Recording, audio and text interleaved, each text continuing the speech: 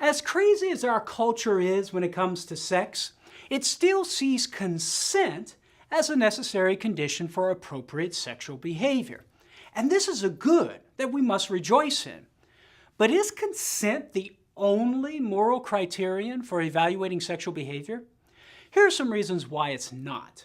First, we don't buy this ethical principle when it comes to other behaviors. Take self-injury, for example. We don't think a so-called transabled person is morally justified in having a doctor render her paraplegic just because she consents to it.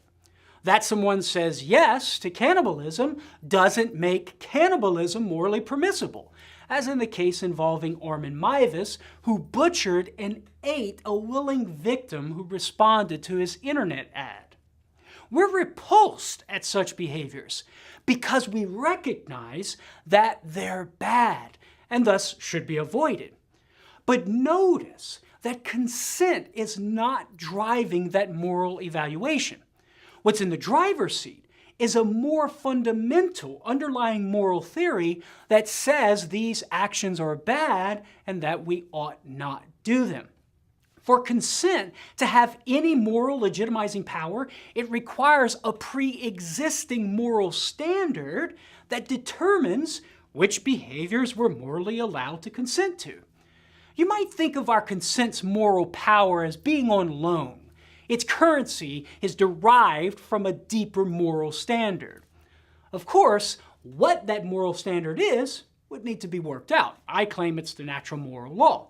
But we must admit that there must be a moral framework that gives consent the power to make something morally permissible.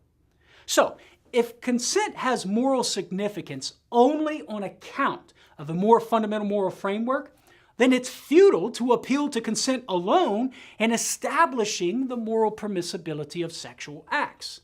It's seeking moral power where no moral power can be found.